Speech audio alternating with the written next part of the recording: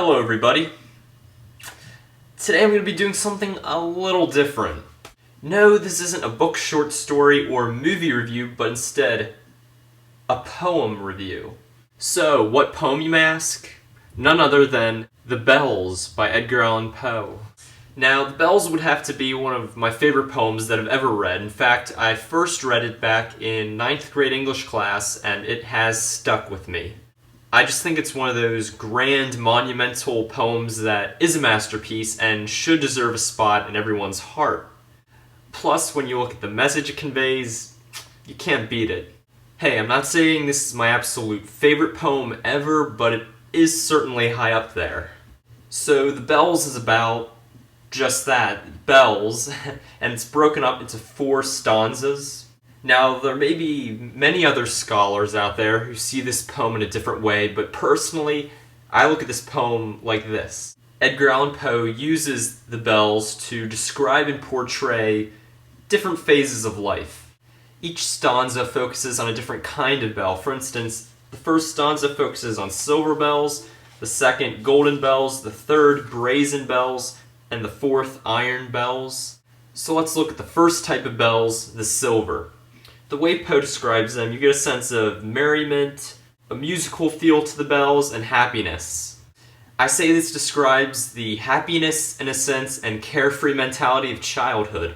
Next, it talks about the golden bells. It even says wedding bells. It gives a sense of harmony and even euphony. Sorry for not mentioning this earlier, but the silver bells that I mentioned, they're actually sledge bells or sleigh bells. And so you have the poem progressing through life from childhood to marriage. Let's see what's next. Next you have brazen bells, which the poem actually does mention they are alarm bells. And at one point in this stanza, it mentions something about a fire, so you can assume these are fire bells. You get adjectives such as clamorous and horrified, deaf and frantic. You get verbs such as shriek and scream, okay, very intense, tangible feelings. So I'm not sure which phase in life exactly this stanza portrays, but for one, it's a moment of despair, that's for sure. I guess it just represents any moment of tragedy that can arise in life. And then finally, because you know this poem has to end somewhere, you hear about iron bells. They're described as solemn, melancholy, frightful. These are your death bells.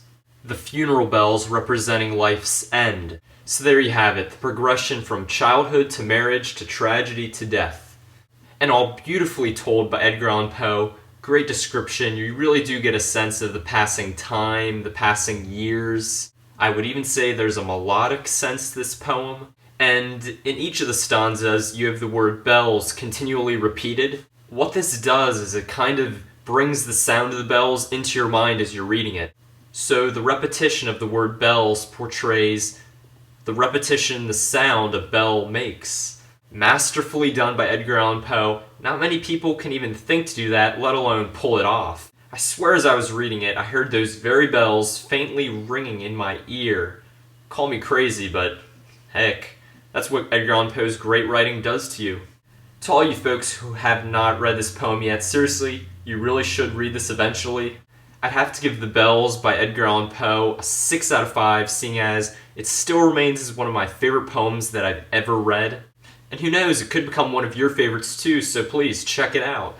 So as always, please like, comment, and subscribe if you want to see more of my reviews. And see you next time, same place, right here on my channel. Take care everybody, and bye.